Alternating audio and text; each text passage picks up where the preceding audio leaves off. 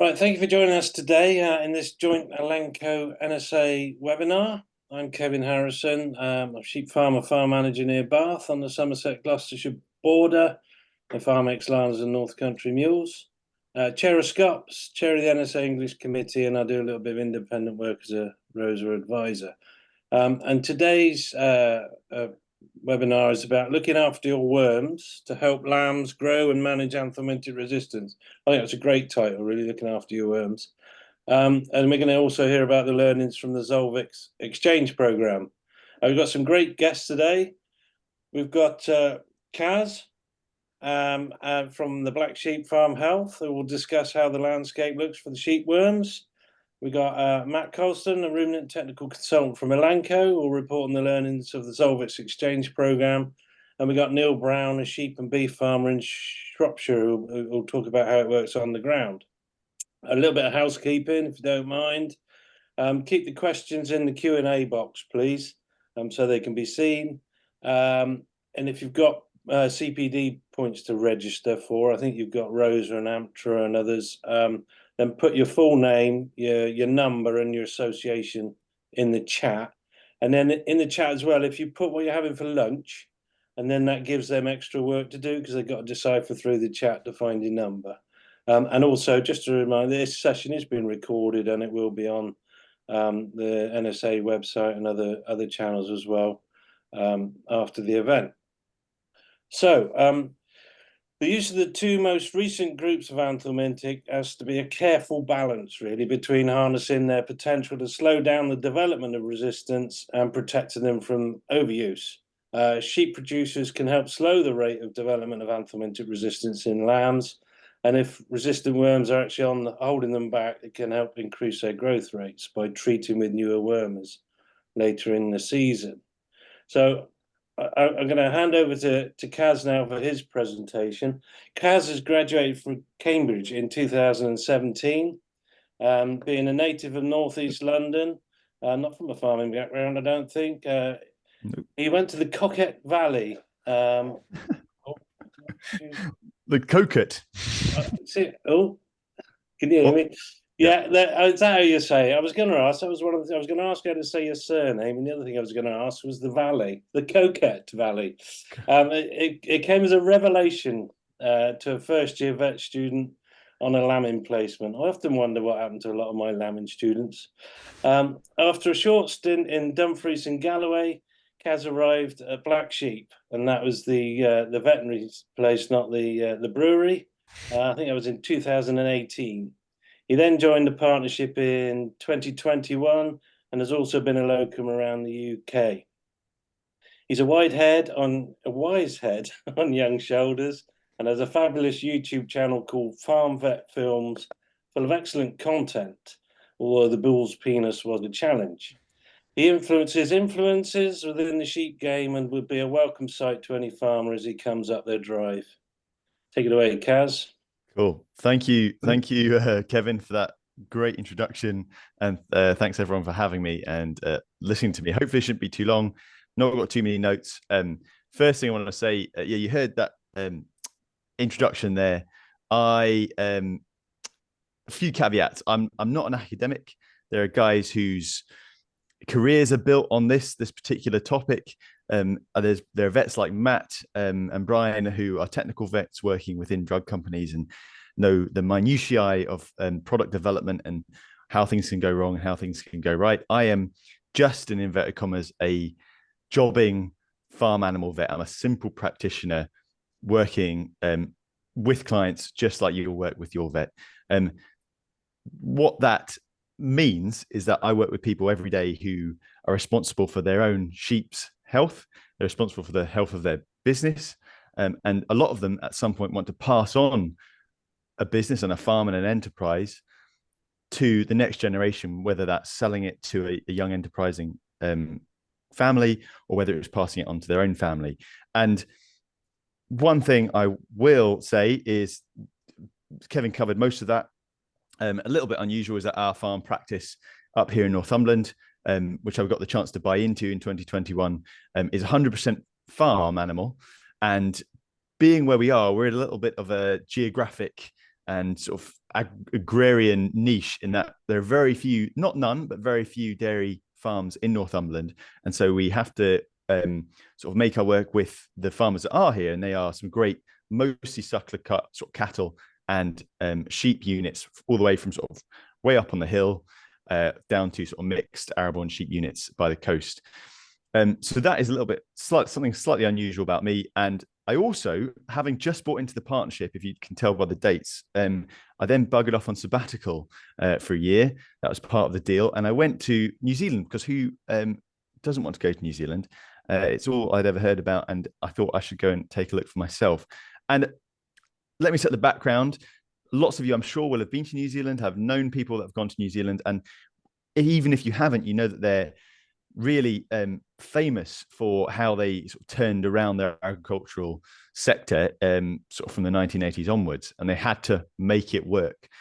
I was down here, hopefully you can see my arrow. If you can't, I was down here in this green patch right at the south of the South Island. This is a beautiful part of the world.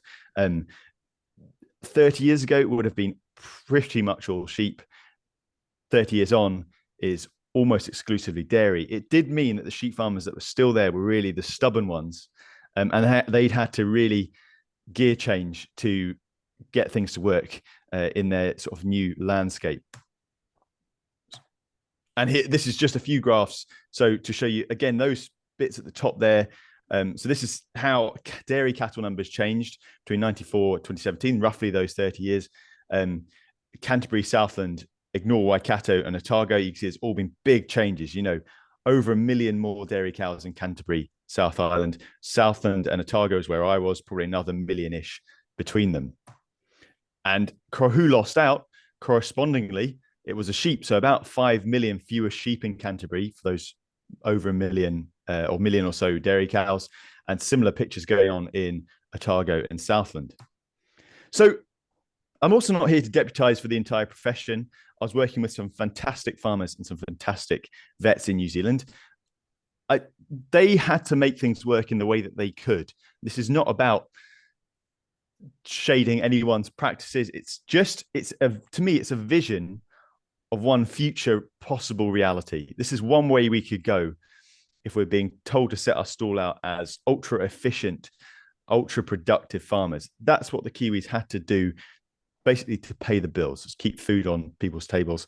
And for those sheep farmers who decided they were going to stick with sheep, they had to, a lot of them, cut costs, but they also had to make use of their asset. They had to sweat their assets, which is farmland, and they had to up their sheep numbers. They grew a lot more grass, up sheep numbers, increased stocking density.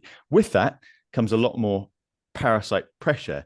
So what had been, since that time, really the recommendations and how you deal with that. And this, again, this is broad brushstrokes. This is not to paint all Kiwi farmers or all Kiwi vets or whoever with this, but I suppose this is probably when I was there, the impression I got was that this was the advice. So what we call a suppressive worming regime. You want to dose those lambs as they're growing every 28 days. It was really unusual to see a single active sold. What do I mean by that? Well, when we talk about wormers, you'll probably go into either the agri merchants or your vets and you'll ask or could have a white wormer or a yellow wormer or a clear wormer, perhaps an orange wormer, which would be a Zolvix, or purple, which would be a StarTect. Now, it was pretty unusual to see a single active. The only one I could find on our shelf was a moxidectin. So that would be equivalent to your, I think there's a product called Zermex and Sidectin LA, the injectable behind the ear, really long acting. You could either instead buy these cocktails. So you could either buy a dual active or a triple, and that's fairly descriptive. We've got 3 main groups. A dual is going to be 2 of those groups combined, and a triple is going to be all 3. Or people were using novels, and by novels I mean the 2 newer groups. Those orange, so product in this country would be Zolvix, or StarTect, which would be a purple wormer. And actually, if you read the label on StarTect, you'll see it's a combination drench anyway. It also has a clear. And funnily enough, in New Zealand, Zolvix wasn't Zolvix, it was Zolvix Plus, which was also a combo with a clear. Some fantastic marketing. Vets in New Zealand were brilliant at selling product.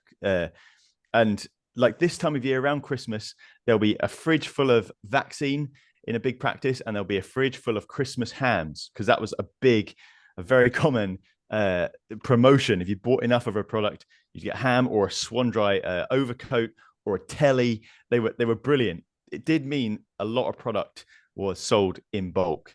And like I say, high stocking rate. And my impression was, much like the area I work in Northumberland, over those 30 years, there'd been a lot more focus on sheep, probably units that would have been traditionally beef cattle and sheep. The balance of those stock units had really shifted into sheep, because let's face it, sheep do tend to be more productive. So here we go. Here's Zolvix Plus.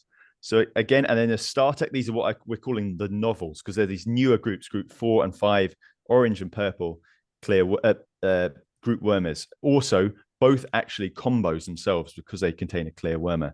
And what happened? So that's the background. Really, the year I was there, like I said, I got there in July 2022. Two things sort of brought that to a head. In New Zealand, they often, for the sort of lambing dose for ewes, they wouldn't. A lot of the farmers I was working with didn't use a drench, they didn't use an injection. They used capsules, and this is one of the major brands. Now, they went off the market for a couple of different reasons. Really, we'll sum it up as they weren't releasing the product, the active ingredient, in the patent they were meant to. That had two major ramifications. One was, actually the more important one to the authorities, if you like, was that it was lasting any animals longer. They were going to need a much bigger withdrawal. And so it was a food safety issue. It also meant the wormer wasn't being released in the pattern it was meant to be. And that was really affecting the efficacy. And of course, if you, when I say there on the slide, sub-therapeutic levels, that's really a nice way of saying it's releasing sort of a lower than effective dose. That is a perfect way to generate resistance. If you're exposing any bug to the thing you use to kill it, but at a half rate or a third rate or a 2/3 rate, you're really sort of you're sensitizing it or desensitizing it to the poison. And so it's a lovely way to sort of give it a stepwise evolution. So that the suspension of those capsules was a major development. The second one, stay on that. So they were actually banned for the next year.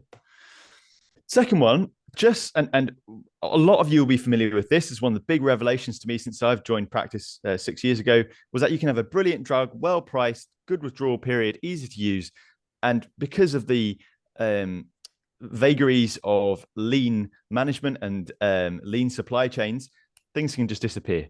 There might be a problem with a batch. There may have been approximation of the demand, but those novels, Zolvix and StarTech, really we couldn't get hold of any over the summer. And that was a big issue. And I was party to some quite interesting email chains. This is between vets, because of course the vets panicking as well. And what on earth are we going to do? There was a suggestion, perhaps you could gather in lambs on farms where you had triple resistance, gather in lambs, give them a triple drench, gather them back in the next day and give them another triple. So basically sort of do a 1-2 with the triple. There's this interesting product, I believe, that used to be used in Australia called Ramatin. It's an OP. So what you would typically, we'd be dipping sheep with here, giving them an oral drench. Again, a few raised eyebrows. And then we'll touch on this later, but possibly on these farms where we have these populations of worms that are resistant to all of the above, trying to repopulate them with worms that were susceptible, that against which the wormers would work. So my summer, alongside working with plenty of dairy cows, as you can imagine, involved a lot of this. And this is fairly psychedelic, but it was a very in-depth fecal egg count reduction test. And if any of you have done fecal egg count reduction tests, good on you. There is, in England, at least, the Animal Health and Welfare Pathway gives you a little bit of scope to do a little bit of this. But these farmers really weren't mucking around. And it was 8 to 10 products. We'd gather in a big mob of lambs, shed them off into groups of 15 or 8 groups of 15, say. We'd use, say, 8 products, make sure all the kit is calibrated, the drench is in date, give it no other reason not to work. Drench them. The color those lambs are marked with denotes the product they got. We then go back 2 weeks later, on day 0, we take samples to determine the worm burden, make sure they had a decent worm burden, get a baseline. 2 weeks later, we'd go back, we'd take repeat samples, and we'd see what was there. Those samples will often also had something called larval culture done to them, which is where we grew the hatched out the eggs and see exactly what worm species there were growing. And really what you're looking for is a 95% at least reduction from the day 0, the first day, to day 14 in terms of the number of eggs you're looking at. So if you had, say, 1,000 eggs per gram on day 1, you'd want that product to take it down to at least 50 eggs per gram or less, if my math is right. Someone shout if it's not. And this was some of the results. So this was from the particular practice over 2023. The practice I was working at, as normal, green good, red bad, orange suspicious, because there's always a bit of a grey area. You can see along the bottom, those are sort of, well, here's some single acting where we can get hold of them, doubles, triples, and in significant number of farms, there was full resistance to the triples and the doubles. This Dequantel and abamectin is your StarTech. So when someone finally managed to get hold of some StarTech, it did work on that one farm, but that was about it. And that is mirrored. That's just that really on paper. Again, if you want to have a look at that, you have to go back to the recording and stay. But you can see there's a lot of resistance doing the rounds. And this is from Gribbles. Again, there's a lot going on in that graph, but really what I'm trying to show you is Gribbles is really a lab that operates across New Zealand. And what you're seeing there is a lot of resistance to a lot of groups, and it's not limited to one island or the other. It's a real classic farmer and vet thing to say, oh, that's another problem elsewhere in another part of the country. Trichlobendazole resistant fluke, that's a problem in the west. TB, that's a problem in the southwest. Ticks are a problem in the uplands, not in the lowlands. We love to sort of other the problem and say, it makes us feel better if it's someone else's problem, I guess. But it's really, it might be worse in one area than another, but it's everywhere, and it's only on the up. And this is just another one from the same lab. They're just looking at split by the species. And if you're not familiar, when we talk about worms, when we're looking at fecal egg counts, it's actually very difficult to tell every species of worm apart. The only obvious one is Nematodyrus, because it has a very distinctive egg shape. If you want to really get into the nitty gritty of it, which is sort of what we were doing, because each of those different species of worm can have different resistance patterns, just to complicate the picture. Which species was showing the most resistance? Pretty much it was the Teledorsasia and the trikes, with quite a lot in the Nematodyrus as well, which was slightly worrying, and a tiny amount in the Homunculus, which doesn't match other countries. But the pertinent thing about this is that we have Teledorsasia, trikes, Nematodyrus, Homunculus, Cuperia, and so on. They are the major worm species in sheep in the UK as well. So they clearly have a capacity to develop resistance. Now, short term, really, this is solutions to anthelmintic resistance is not a 5-minute, 3-slide problem. Really, it's going to have to be getting better in the short term to just trying to get a better handle on this. Really, we do not want to end up where a lot of Kiwi farms have found themselves. And just because we don't know we've got a problem doesn't mean we don't have it. So there are limitations with all these tests. They're still better than nothing. And as one vet described it to me, all these things are still an invitation to a conversation. Rather than not talking about it at all, we get into at least the bulk of it. TST is targeted selective treatment. I'm not going to cover that in depth here. That's essentially where you in a mob of sheep, you are selecting ones that are going to be treated. It's not a blanket treatment. And you're selecting on some criteria, whether that's growth rate, body condition. So, only drenching twin and triplet bearing ewes would be a targeted selective treatment of sorts. That's something there's lots of good information online. So people like Morden on that. And of course, your own vet will know plenty about that and be a good person to speak to. Nutrition's a major thing. So again, a Kiwi dollar is about 50 pence. So some work in New Zealand to show that if you can lift body condition score of ewes pre-lambing from a 2 to a 3, same body conditions scale as us, that gives a return on investment of about 50 pence of kilo of dry matter grown. And of course, most people will be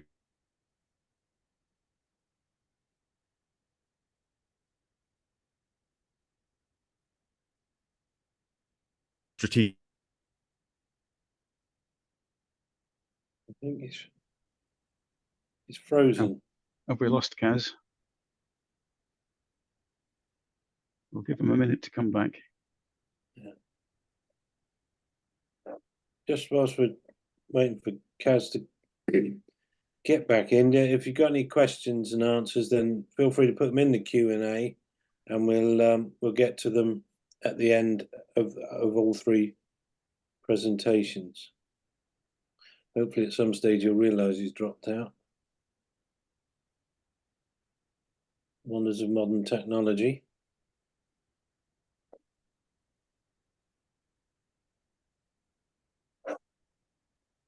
I'll just send him a quick text to say he's dropped out and can he join back in again. Well, he's left now. He should come back. Some scary stuff in there, though, Matt. It is. The Gribbles data was especially worrying because there's been a huge change in the number of farms with triple resistance compared to the previous survey they did 2 or 3 years ago. And in New Zealand, when they say triple resistance, that's worms surviving all 3 actives at the same time. Not when we say it's triple resistance in the UK, we say there's some worms that will survive treatment with one or other of each of the wormers on the farm. So it's a whole scale different.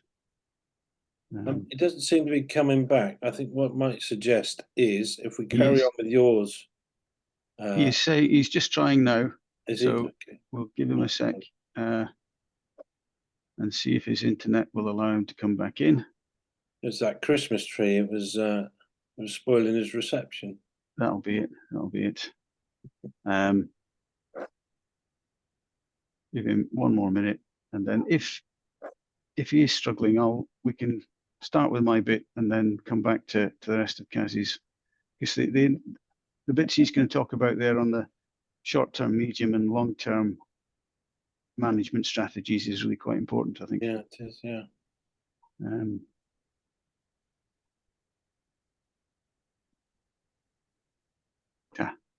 He's saying, Phil, for now, keep stalling. All right. Well, I think if we move on to yours then, Matt. Yep. In the interest of Matt really doesn't need too much introduction. Matt qualified from Edinburgh in 1986 and worked in a mixed, mainly large animal practice in Scotland and Cumbria, including a few years teaching at the vet school, until 2013 when he joined Novartis Animal Health, which then became Elanco Animal Health. Sorry, guys. As a ruminant technical consultant, and he also spent some time as non-exec director for the Morden Foundation and served a term as president of the Sheep Veterinary Society. He dances a mean jig, he can play Thunderstruck on the bagpipes, and he swims the length of Lake Windermere before breakfast. Did I hear it back? I think, well, should we go back to let's Kaz? go back to Kaz to let Kaz finish his. Cheers. So I'll stop sharing and Kaz can come back in. We were just halfway through that slide when you cut sorry out. guys, that I don't quite know what happened there, but I'm back. So I will just we're not far off the end anyway. Right. You guys Rural internet is a wonderful thing. Here we go. It is. Here we go. So we were still on short-term solutions when you disappeared. Okay. Boom. Here we go. You shouldn't upload your YouTube videos whilst you're doing a Zoom. You know? Serious. Right. Hopefully, yes, we're halfway through here. Just getting the nutrition right. So trying to keep ewes at a decent body condition will generate a lot of return per kilo of dry matter grown.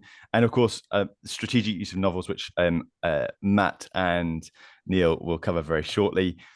Like I said, it's more of the medium term, just how that trying to have some diversity in there, which I know introduces complexity. But this is where I wonder whether in the future we'll look back on perhaps farms which probably have quite a sheep monoculture and end up being sheep sick in the same way as the arable farmers, a lot of them in the UK now look back on sort of pre-rotation farming, winter wheat. And of course, why did they stop that? Disease pressure. So I wonder, what works well with sheep. Cattle work brilliantly with sheep. it's a quote from sort of Dave Leithwick, who is one of these academics who lives this over in New Zealand.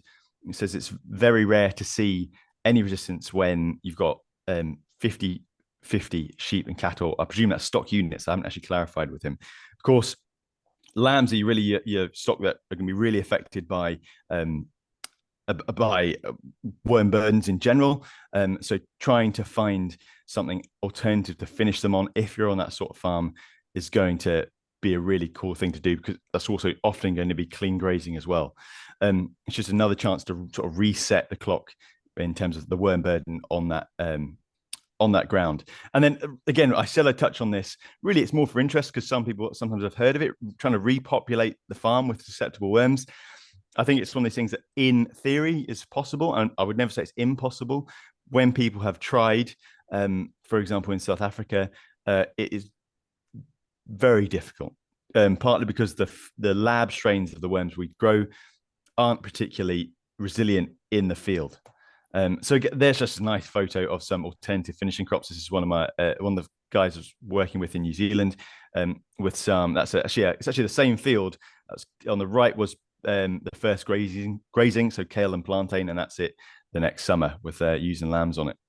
And then long term, what we're looking at, I think trying to select sheep which are really can put up with worms. And that, if you drill down into the specifics of that, really that can mean a lot of different things.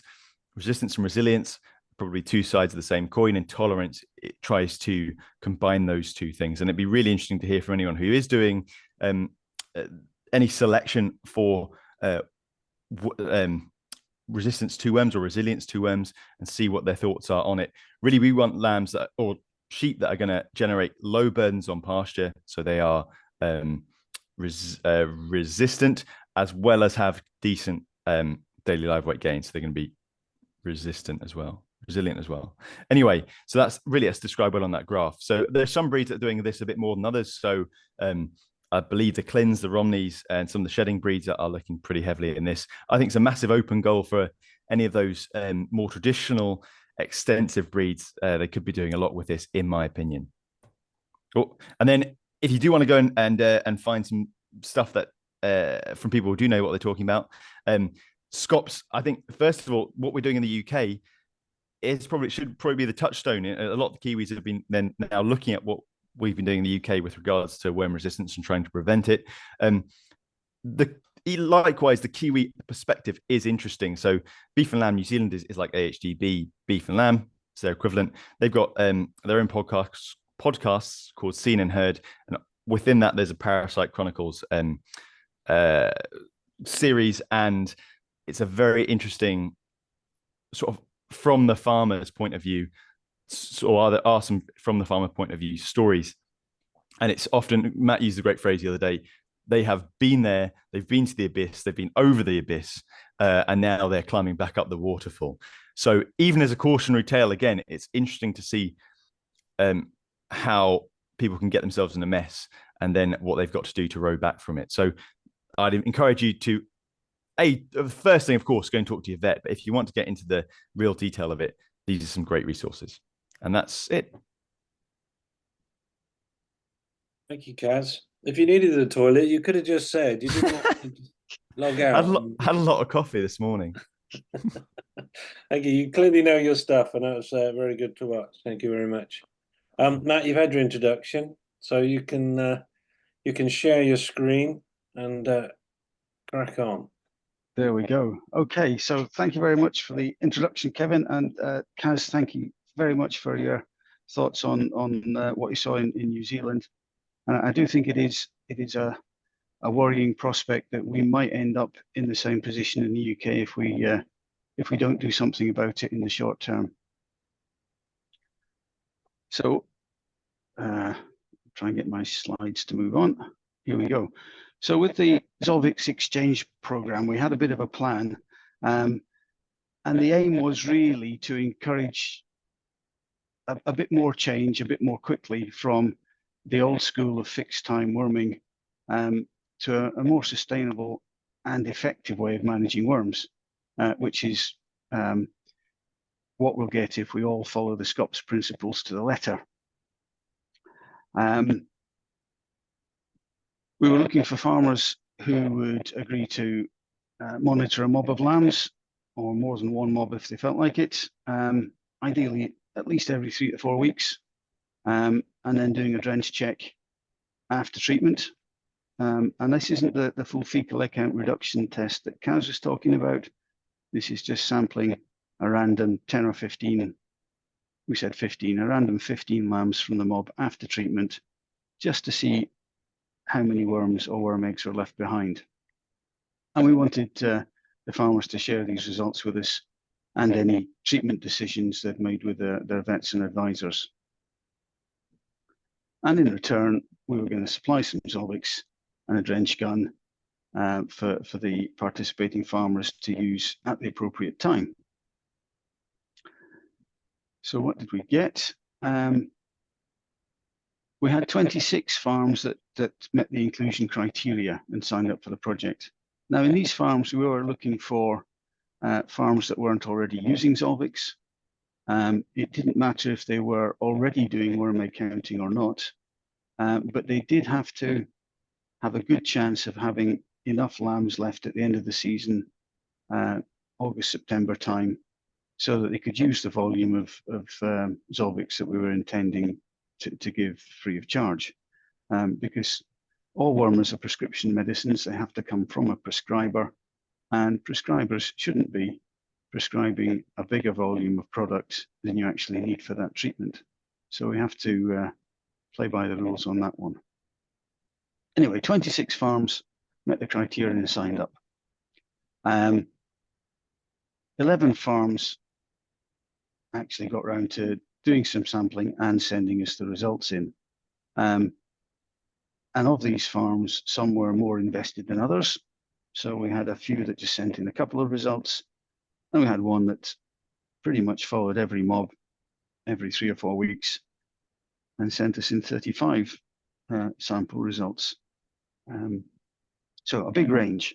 And I think looking at the big picture, I think the farms that were just doing a couple of samples wouldn't really get a huge value from the project, unless on those samples they realized that there weren't enough worms there to warrant a treatment.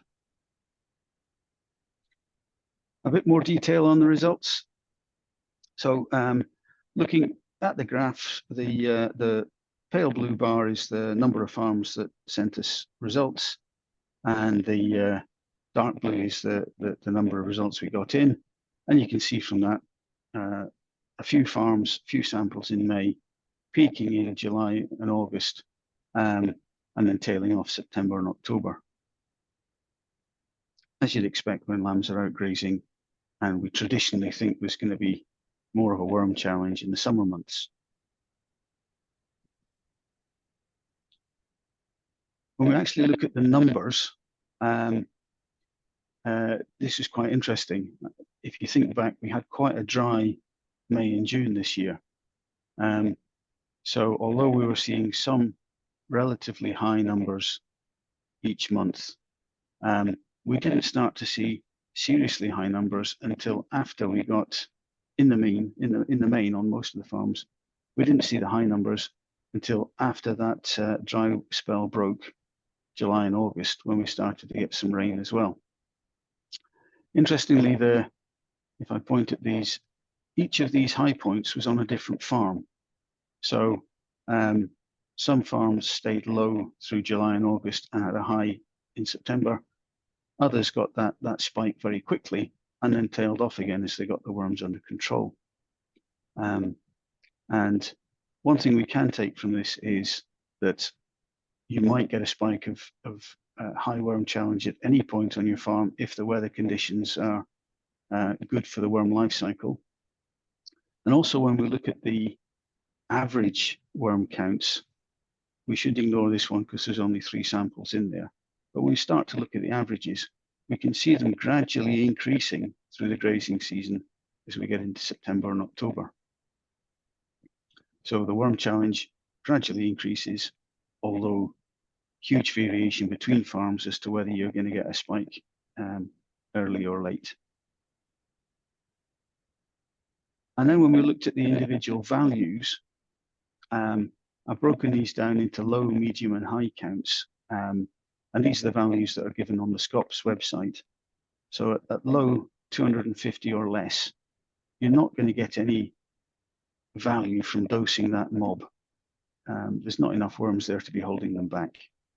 Medium, between 250 and 750, there will be probably some lambs in that mob that will benefit.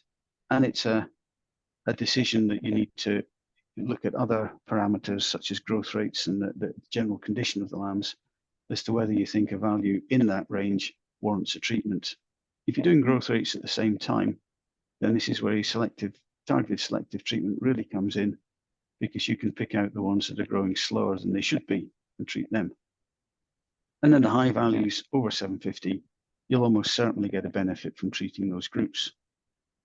So of the 3 samples we got in May, we had 2 mediums and 1 high. Again, that's only 3 samples. But as we went through June and July and even August, you can see the majority of samples were low. So most of the time, most mobs on most farms didn't warrant treatment. We can see the mediums increased significantly in July, and we started to get some highs as well. And again, this is where the weather broke, and we were starting to get nice, warm, wet conditions on pasture, which is ideal for the worm life cycle. August again, we're getting to that almost evens between low and medium, and some more highs. And then September and October, you can see how the pattern changes there. No mediums in October, a few lows and a few highs, and September, as we said there, still some low samples. So really interesting results when you see in terms of how much time and effort might be spent worming lambs when you're going to get no benefit. So it really is a bit of an indication that doing a small amount of worm egg counting might leave you in a much better place when it comes to spending your time and money effectively. So on the experience thing, one of the things we should always say is that doing worm egg counts is not an essential first step for using the novel wormers before using Zolvix, but it does make it much easier to get the timing right so that you get the full benefit of using these newer products. We had a few quotes on the worm egg counting side. Not difficult and takes the guesswork out. We conduct regular worm egg counts to ensure that we're only using what we need when we need it. Again, this is a quote from Craig, one of the farmers who did a lot of worm egg counting of this mob. Only a small number needed treating. And doing his sums, the saving in product alone paid for the kit to do the worm egg counting in that one mob. And that doesn't take into account his saving in time. So I think time is something that we're all short of, and we shouldn't underestimate the benefits of spending that time wisely. On the Zolvix, well, it does the job. And that was somebody looking at the worm egg counts and seeing the expected reduction in worm egg counts. And another farm where, when I phoned up to see how the lambs are doing, they'd all actually gone to the slaughterhouse. So obviously what you want to see with fat lambs, hit target weight and off the farm nice and quickly. On this, I do have to go back and say it's not all plain sailing. When you're making changes in management on a farm, it's a really good idea to make sure you've got some advisors to keep you on track. It's very easy to miss a worm egg count and then miss the point when you should be treating. Again, that can give you a bad experience, and that's not what we want to happen.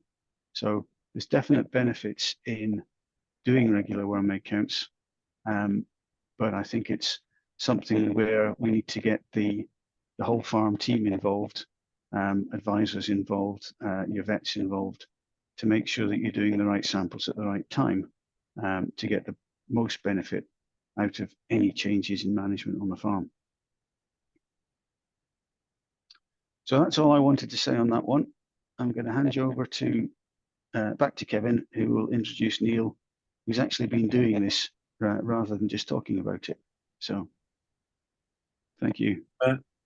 Yeah, so we have Neil Brown, who is a sheep and beef farmer near Ludlow in Shropshire. He farms about 300 acres, I believe, Neil, and runs about 800 ewes, Suffolk Cross ewes and North Country mules. He also runs 30 Sackler cows, and of those 800 ewes, there's about 650 ewes and 150 ewe lambs, which are tupped and are producing breeding replacements and fat lamb. And Neil, like the rest of us who farm sheep, has the difficult job of deciphering all the best practice information that's out there and that we give him, and work out the best way to use it for the benefit of his livestock and his business, which is no mean feat. And you're very lucky, Neil, because I don't know you too much, so I don't have anything too witty to say about you at the end of that. I'm looking forward to hearing your story. Yeah, thank you, Kevin. So yeah, we've been using Zolvix now for about 5 years. We started using it as a quarantine drench. So we purchase our North Country mule, ewe lambs each year, and we would have a few tups that we would have to replace each year. So those are Zolvixed on arrival. They are housed 1 to 2 days to remove any worm burdens that they may have, and then they are turned back out or turned out to pasture. We also, at a similar time, incorporated it as a late season lamb drench for my remaining fat lambs I would have on farm and my ewe lambs. So they were sort of drenched then to remove any worm burdens late season. And up, well, generally it's their last drench on farm for the fat lambs. At the same time, we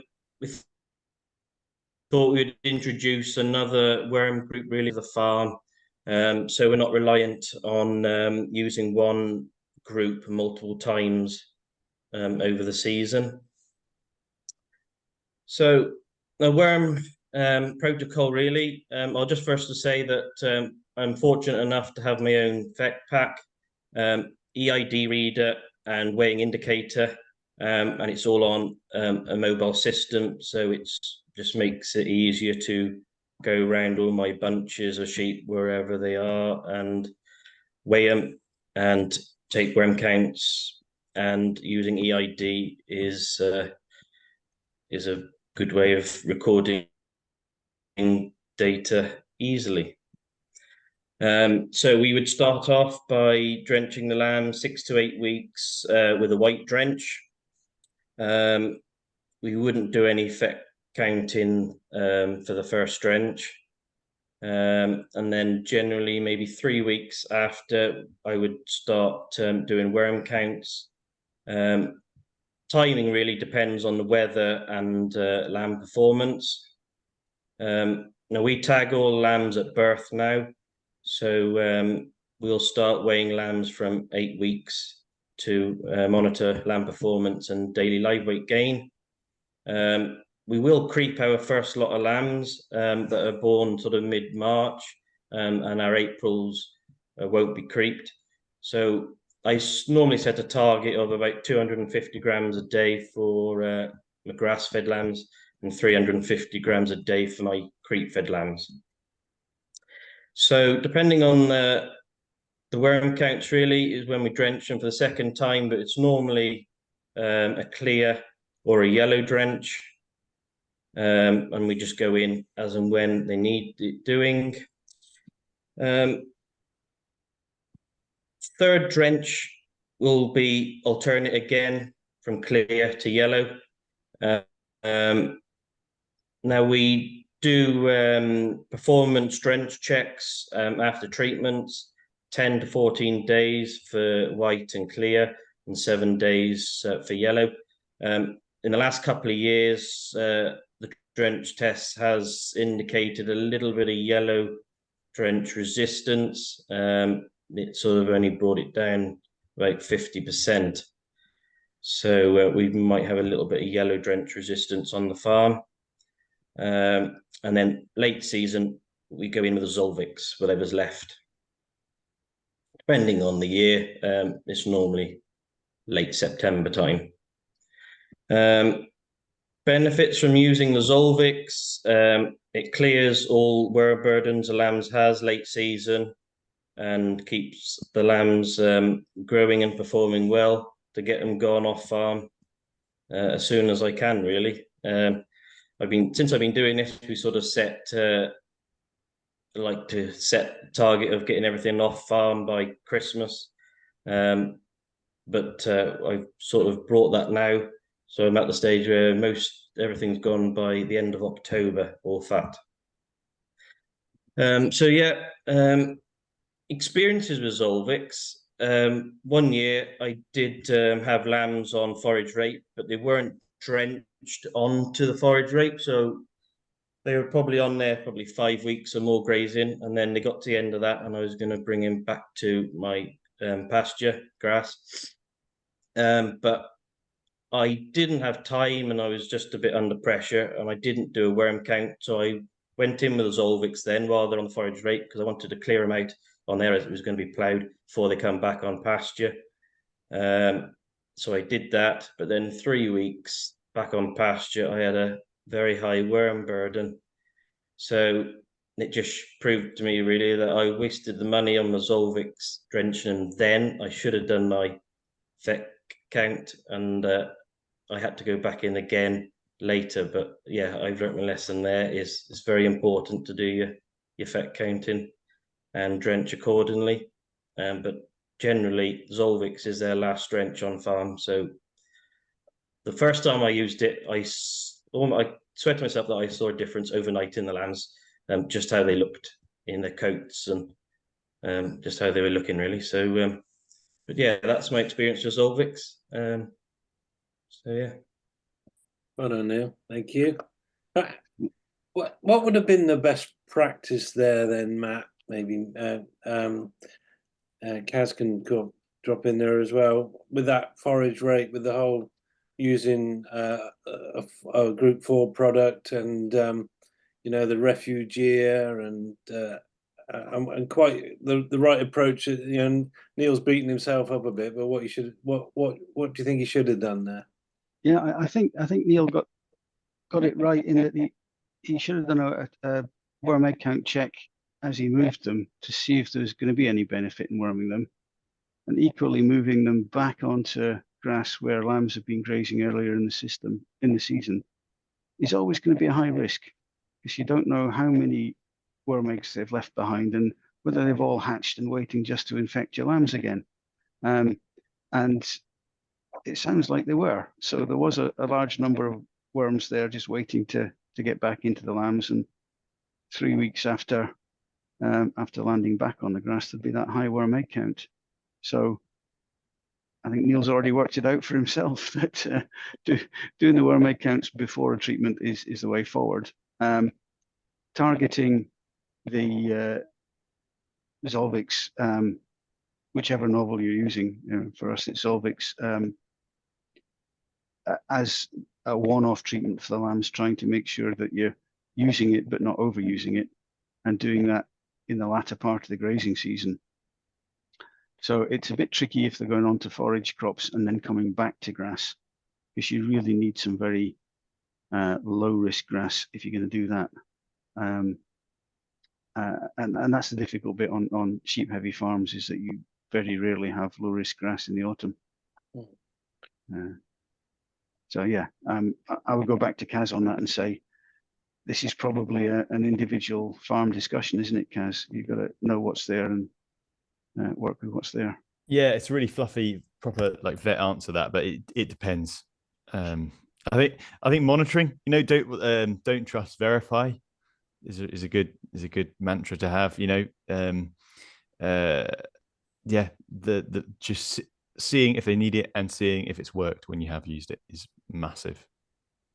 And with that as a clear out drench, what would you term as an amount of products that you would have used before using it? So let's say Neil, if he'd used a Nematodirus wormer in the spring to try and hit the Nematodirus, and then a bit later on gone in once with a yellow wormer, that's acceptable then to then go in with the Zolvix.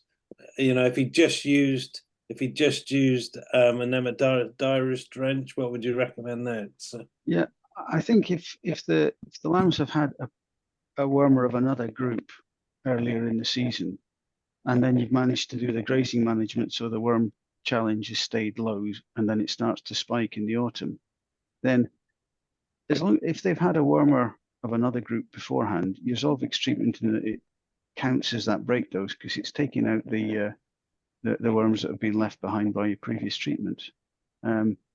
So I wouldn't get hung up on having to go through the group 1, group 2, group 3 before you use a novel. It's getting the time of year right and making sure that you use it when the worms are there and not when the worms aren't there. Neil, Marie Preble, hello Marie, nice to see you here. Neil, I should ask you a question. What egg count should you take your lambs to before you decide to drench? I mean, that's a bit of a long question to answer, really. But normally up to, well, if there's somewhere between 300 and 500, then I'm looking at how the lambs look, and then I'd be thinking about drenching them. But if they're under 300, I probably wouldn't go in. There's one here from you all, really. Because Christopher said, would you consider beef sheep co-grazing strategy a resistance prevention or correction strategy? And that is to be used before or after or indifferent to multi-drench resistance event in the sheep. There's a lot of chatting on how if you have got resistance, how you get out of it. You touched on it, didn't you, Kaz, with regard to the reintroducing species? But exactly, and I think both, and I think we're still at the point of seeing how effectively and how quickly or not we can row back from multi-drench resistance. I think multi-drench resistance is probably a generation problem. It's and equally, even if you get back to totally susceptible worm populations where all your wormers work brilliantly, if we just go back to what we were doing before, then we're going to end up in the same position. So it's just about thinking about what is the benefit of having, say, beef cattle grazing on the farm alongside them. Why do sheep develop, or why do worms in sheep develop resistance? It's because we've used products, we provided that Darwinian pressure on them to develop resistance. And so the more pressure we apply, as in the more we use products, the more quickly that resistance is going to develop. If we've got cattle co-grazing, we've got a degree of clean grazing, we're going to reduce the worm challenge on our sheep, we're going to reduce the amount of drenching we have to do, we're going to reduce the progression of that resistance. Likewise, if you find yourself and that horse has bolted and you've got multi-drug resistance, the absolute best thing you can do is provide your lambs with clean grazing. And it's easier said than done, but there are people doing it. And Matt actually has a great slide I've seen in one of his other presentations. Even if you haven't got any multi-drug resistant worms, lambs grow far better on clean grazing than they do on contaminated grazing, even if they're being drenched every 28 days with a product that works. Even if you are hammering wormer into them and the worm is working, the immune response that those lambs are having to generate against those larvae they're encountering, the worm larvae, still detracts from their growth. So the holy grail is a system where you've got clean grazing developed for sheep by cattle, and probably vice versa as well. The best things, really. Yeah, I would just have to say I agree with Kaz there that if you can prevent the problem, you're much better to prevent it than wait till it arrives and then try and deal with it. So every strategy that you can put in place to slow or delay or manage resistance and get your lambs growing better, do it yesterday. Don't wait for tomorrow. Look at it. Can you change what you're doing? If you can, get on and do it. Don't do it all at the same time, but get a plan together and start working on it now. Yeah, and speciation plays a part in the whole approach as well to which product you use and when, doesn't it? I think It certainly does a bit, yeah. Yeah. And unfortunately, we don't have an easy way of speciating the worms down to species level in the UK. The larval culture that Kaz was talking about in New Zealand isn't readily available in the UK. There are some research tools that will look at the DNA mix of the samples and tell you which worm species are there, but they're not commercially available yet. No, we are working on the larval culture. But anyway, you're totally right, Matt. Yeah. I'm working on the research, guys, to let's have the genetic tools as well. But yeah. Right, so we got one here. It's about Zolvix. It's one of the Scots recommended gold standard quarantine treatments.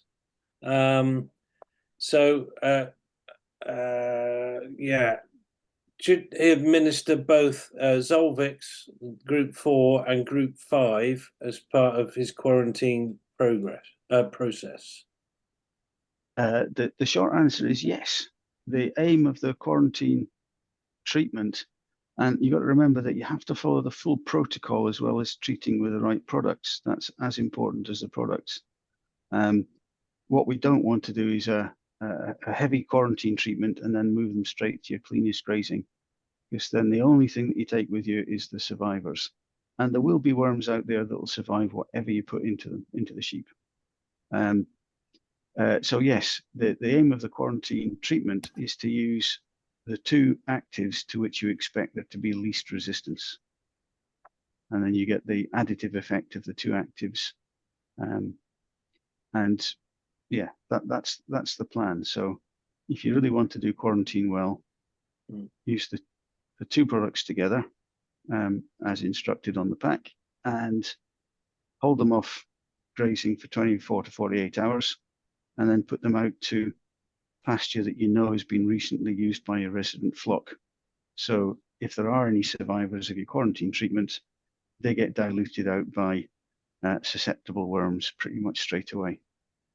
Yeah, it's good to know that Stephen's been on the Scots website and looked at the quarantine treatments. There's some really good stuff on graphs on there that some really clever people have spent a lot of time working to get right. But it's also worth testing it afterwards. Once you've used those products, you should always check that has worked, because you might have 100% efficacy of that product on your farm, but you're buying in someone else's animals, aren't they?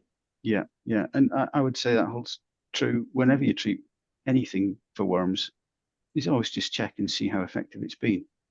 Because if it hasn't taken enough of the worms out, you need to do something else so you can get the animal back to its proper growth rate. An anonymous attendee says, appreciate Neil's honesty about the potential for a bit of resistance on his farm.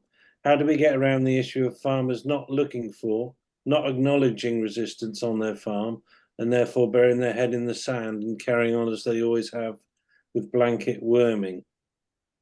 I wonder if that was an SQP you typed. But yeah. Yeah, I think that is the $1 million question, and that's not just resistant worms. That's that could be someone could ask about scab. They could ask that about mutilations. That is the farm behavior change is there's more interest in it now, but I think we're at the point where the science is well ahead of the social science, isn't it? So good question. I wonder about, a problem is with a webinar like this, well, it's great to be doing, but we are talking to a select percentage of the sheep keeping population. How do we reach the other percentage? I wonder, it's maybe trying to take a more positive tack on it, or like I said, if trying to think about generational things. If people are really proud of the business and the farm they've got, this is something that's really potentially threatening it. If they want to pass it on to their children, this is serious, or to whoever, maybe they want to sell the business. This could really stick a spanner in the works with that. So I don't know. I think it's probably going to be trying to take as many different approaches as possible. Hope something sticks. What do you think, Neil? What drives you to do the right thing? I suppose one of the main drivers probably was my wife's a vet. So, but no, I would definitely take. We definitely need to do something now, act now before we have too much resistance to all these drugs. But yeah, I'm definitely encouraged by my wife as and when and what to use. So, which has definitely helped me anyway. So that's the answer then, that all vets and farmers should be married. That's it. Yeah, it works well. The other thing I would say is that if we don't get this right, if we don't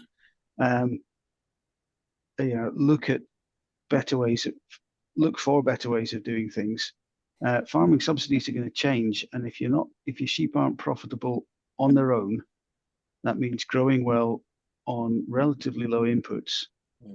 You're not going to make money, and that's a serious issue for sheep farming in the UK.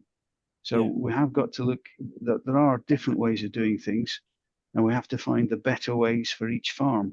And it won't be the same for every farm, but there are better ways of doing things on every farm. And I agree with Kaz that behaviour change is the most difficult thing.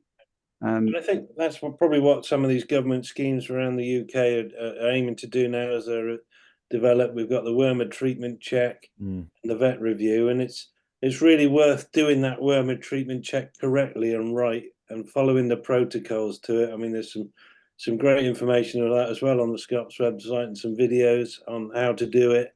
And, it's not just about trying to get the money for that wormwood treatment. It's about doing it right and having a long-term benefit for your business.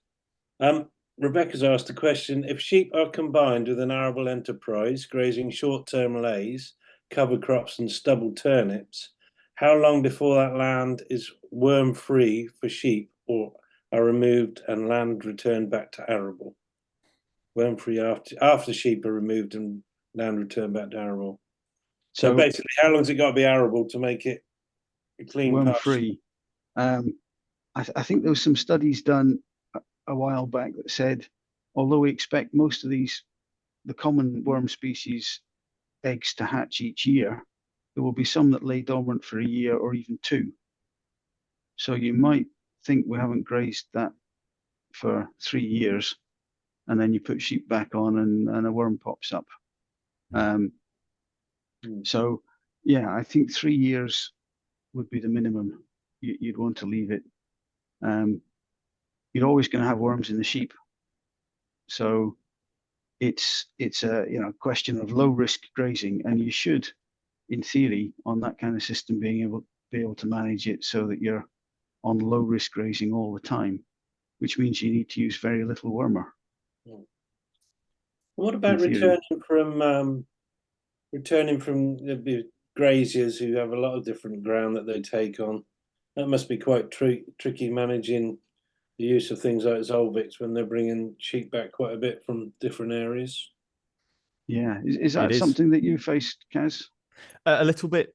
New entrants as well. People are trying to build a business quickly. Anyone who's sheep traders, it's really difficult for all the things. Again, sheep scab, triclobendazole resistant, flute resistant worms.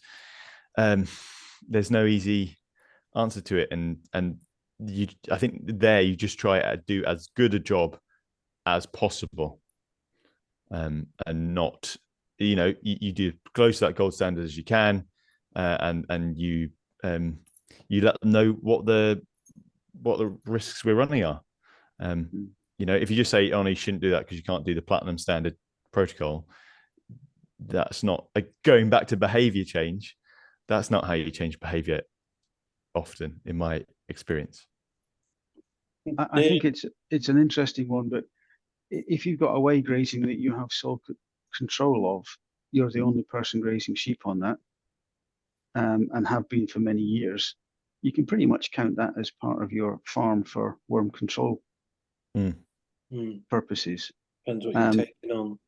Yeah, and if it's a new piece of ground that you're taking on that might have had sheep on it before, then you got to treat it as suspicious until you know what's there. Yeah. Yeah, Neil, how difficult do you find it? As I said earlier on in the introduction, I mean, I sometimes think the more you know, the more you realise you don't know. But just all this information and getting it right and actually making it fit into your system, do you worry a lot about it? Do you find it works well? You can fit it in well? Is it your parent, is it always on your mind? Yeah, it is always a worry. And going to the winter grazing, that all our ewes go away for winter.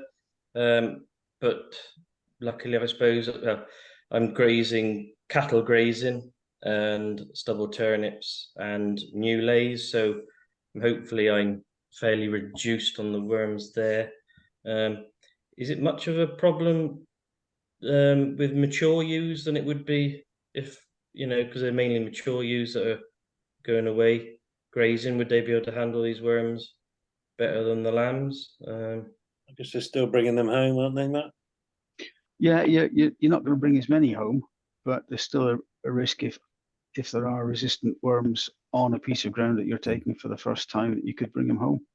So I think we're getting down into the detail here, and that's something that you need a specific farm plan for. So I would maybe speak to the vet nearest and dearest to you and and work that one out. But yeah, definitely you need to look at the detail, because the devil is in the detail with these things, and we have seen people who thought they were doing the right thing that have inadvertently messed up because there was a little bit of detail that they'd missed. So big picture is stuff that's away grazing, quarantine treatment when you come back. But if that's an away grazing that you're using regularly and nobody else is using that for sheep, then there's definitely a point where it becomes part of your farm and you don't need to quarantine treat.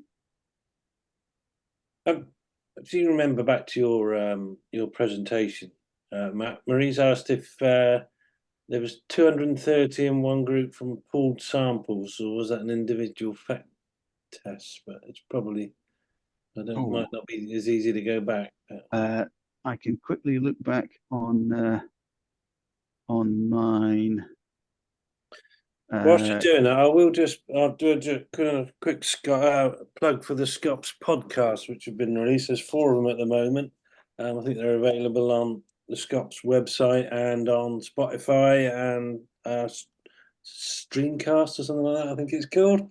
But yeah, there's some great information on there about all sheep parasites, really. So I'd welcome you, invite you to go and look at those. And there's a really good technical manual that goes into real great detail in using the Group 4 products, Group 5 products as quarantine and break doses. I couldn't see that specific number, but all the samples we did were pooled mob samples. Okay.